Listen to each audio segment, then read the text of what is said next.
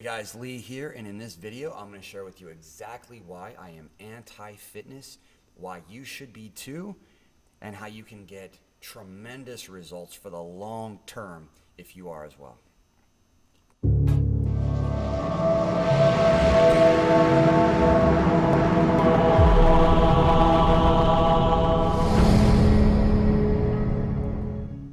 Alright guys, welcome. We're going to dive into the training. And if you don't have 5-6 minutes to watch this video, then by all means go watch that cat video or Beyonce video or whatever you have in mind. But seriously though, this could have a positive impact on the next 25 years of your life, okay? And this is for you if you've got a body, all right? So our students, we work with people from 6 years old all the way up to 60 years old and beyond. And it really is life-changing and transformative in terms of your perspective on this matter. So it can really save you a lot of trial and error in the long run.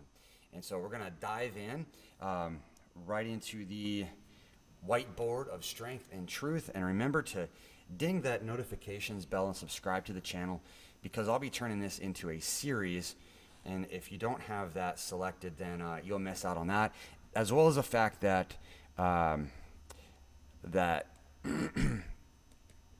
I can retarget you, and those of you guys that are subscribed to the channel, and I can send you more information and things like that. That'll again save you a lot of wasted time and resources. Okay, so anti-fitness. Okay, that's the name of the game today, and we're gonna draw a line in the sand. All right. So when I first began this, okay, opened a training facility, everything else, I stopped being a teacher. Well, not really, but for the school district I did, and in the college and stuff. And so, went into this world and training people and kind of continuing to pursue these goals and all of these experiences and everything. And I kind of made a vow of not to do any, what you guys probably see a lot of all over the place is, I remember seeing this whenever I was younger, like just standing in line in the grocery store and seeing the magazine covers for the fitness, quote unquote, fitness, magazines. And what I noticed was that, there's always somebody just showing a lot of skin, guys, girls, whatever, fit, sure, all that kind of stuff, but like scantily clad and everything else, all that kind of stuff, right? I'm sure you guys have seen that too, and it kind of was just like, why are they doing that, And as I got older and everything, I could see, and I kind of made a vow not to do that type of stuff, not to just take shirtless pictures just for my six-pack and all that kind of stuff, because it really, we'll get into this, but I don't really care about those kind of pictures or anything. And you guys could probably imagine why, but it is, there's a lot wrapped up in that. Of course, whenever I train without a shirt on. I train shirtless, just because it's comfortable, or if I'm outside training or whatever. But like, that's not really the point. And we'll get in what the point is in a minute. But here's what happens, okay? There are tons of all these magazines and books and everything that you guys probably see, okay? These DVDs, all right? VHSs from a long time ago, everything else. And what this ends up becoming, okay, is similar to something that someone made art about, back in the 60s. There's this guy, Andy Warhol, and he made, you guys probably know, these paintings of Campbell's soup and things like that. And what he was doing was he was making art based upon the commoditization of food, okay, and other things, people like Marilyn Monroe, people's images. So his artwork became commodities, all right? And this whole thing becomes commoditization, okay? And you guys can think of a lot of other things, I'm sure. So it's anything that can be stacked on a shelf. And people's images all over Instagram, all over social media, all over magazines, all right, like anything else, they can start to just be stacked up on the shelf, all right? And that is a commodity, okay? And because of the volume of it, it eventually becomes worthless, okay? And I often say, I don't care how good a person's six-pack looks, if what's underneath it is atrophied. And to a large degree, oftentimes that is the case. Simply because, I mean, the stats bear this out. When you start looking at Pareto's principle, 80%, 80-20, the 80-20 rule, 20% of people do 80% of the work and vice versa, or 80% of the world being overweight, okay? 80% of the world, that's having 25% or higher of body fat, or 80% of the world having joint pain in their back, in their spine, amongst other things, okay? And so we have this situation where quote unquote fitness has become commoditized into this thing that can just be stacked on a shelf. And there's all of these other things like, the DVD programs that we talked about, or online programs. Those things are $97, $190, $297, these cheap programs. And these things become commodities. And because commodities become something that is just consumed like anything else, or wasted, which happens more often than not, then you get left with this 80% or higher, of unsuccess. Okay? So there's a lot wrapped up in this. And don't get me wrong, how a person looks is important, all right? It says a lot, most importantly, what's happening on the inside, okay? Sometimes it can be a reflection of that, and it's a negative thing. So someone that has to have that certain appearance and constantly post, or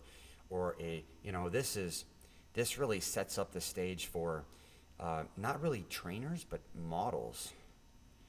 Okay, people just showing off that commoditized thing. A lot of passive treatments as well.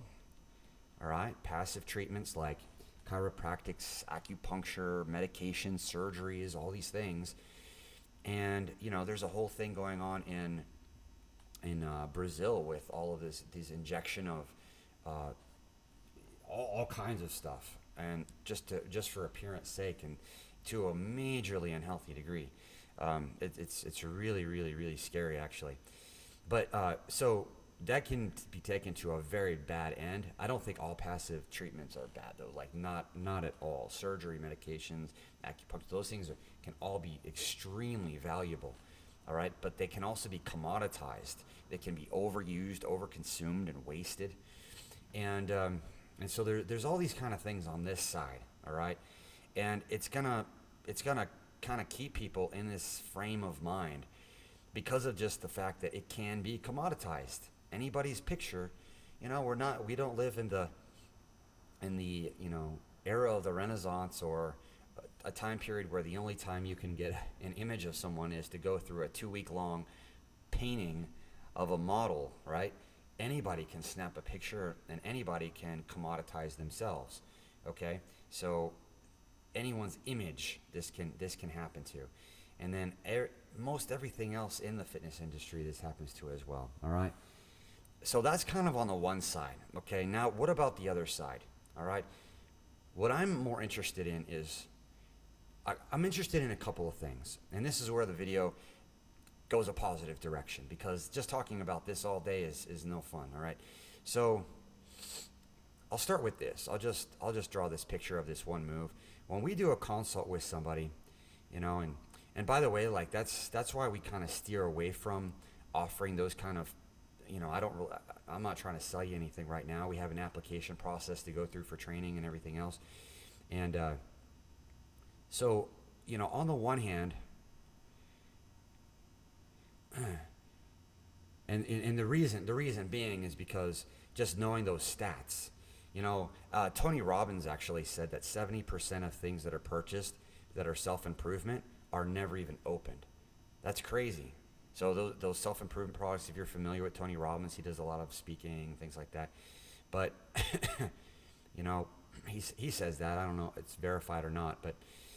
But anyhow, so when we do when we do our training, it's through a mechanism of, you know, some things that I'm going to talk about and 3 really crucial pieces. But one thing that we discuss is, you know, this move right here. This is called a V stand, okay? And like I mentioned, I don't care really how good a person's six-pack looks, because there's some phenomenal athletes out there. You know, I could think of all sorts of people from, you know, a lot of parkour cats, or some women's gymnastics in college, not the Olympic side, but the college side. You know, a lot of things, you know, people, they just look at regular people oftentimes, and they're just phenomenally strong, and they move so well, and it's just amazing. And, you know, you don't have to be like 3% body fat. It's kind of ridiculous.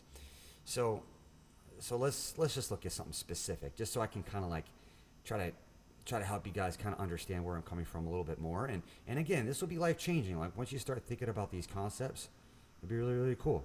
Okay, so just drawing these muscles out. So seriously, like, everybody has a six-pack. Okay, you have a six-pack. It's called the rectus abdominis. All right. And again, I don't care how good a person's six-pack looks. That just means, you know, a person can starve themselves and have a six-pack. You know what I mean? So underneath that is there's this muscle that sort of wraps underneath the six-pack. So you got your rectus abdominis. Everybody has a six-pack. Okay. Your transverse abdominis, your obliques, those are the ones involved with twisting. All right.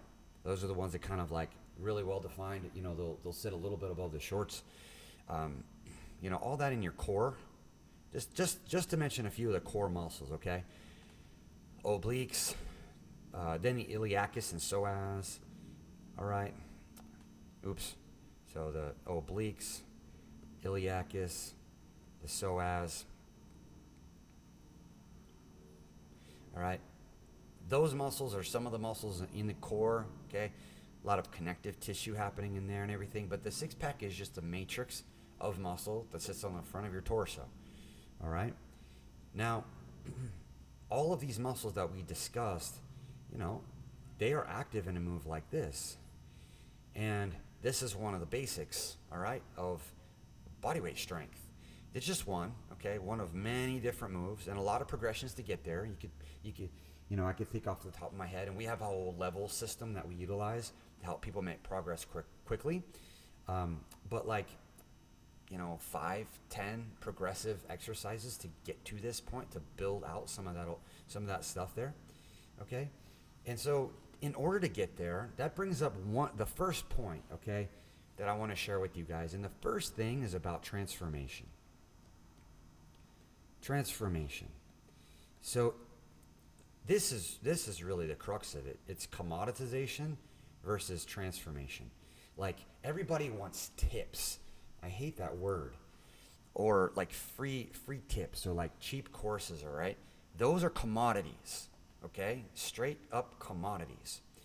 And the more commodities people get, the more they develop all sorts of other thoughts about what should be taking place, as well as fears, as well as, oh, should I buy something else because I didn't get the results that I wanted? And this could be anything from learning a language to getting healthy. You know, your goals might be to lose weight, to touch your toes, to do a flip, to a handstand, or whatever it might be. Okay, and to like finish reading a book or something. Just a goal, right? And oftentimes, what people have is they start building up this baggage, because a lot of their past efforts were in the form of consuming commodities rather than going after the transformation. So here's a couple of things that are required for a transformation. Okay, like even information can be commoditized. Okay, so all of the videos and everything, like these videos, this is a commodity. Okay, this is what's necessary. Okay, you need education, you need instruction, and you need something to drive the transformation. So education, instruction, and community, and coaching, and all these other things, okay, that drive transformation. All right, so that is a huge difference. Okay, huge difference. And so then you can start looking at things in long term. All right, like over here, dropping a bunch of weight quickly. You can do that. You can do that in 2 months, in 90 days or something like that. Follow a program, then do another one, then do another one, you know? But it's not sustainable because it's a commodity that's being consumed. It's a snippet of knowledge. So the first point was transformation. The second point was really the process, okay? The third point, I'll draw this down here. The third point is to be able to sustain this so that it becomes a lifestyle. Okay? So I'm not interested in this stuff, all this commoditization and stuff like that over here. All right? This is very easy to do. This is the hard work. This is the hard work. Commoditization. There's 1,000,001 products for 1,000,001 different things. Billions. The magic is where you turn the commoditization into transformation. Okay, guys? So that's the main idea. And really, whenever you have that, here, I'll leave with this. Okay, leave you with this. I think this is why the results that we see are so, and not just us, but like, you know, if you happen to see other folks that are training in this way or doing things and utilizing this process and going after transformation that leads to a lifestyle, the results are completely different because it's about strength, it's about movement, and it's about a lifestyle. And once you have a lifestyle and that's the goal, then things really, really change. It really does. All right, guys? So that's the main idea for this video. Thanks for hanging out with me, and I'll see you guys in the next video.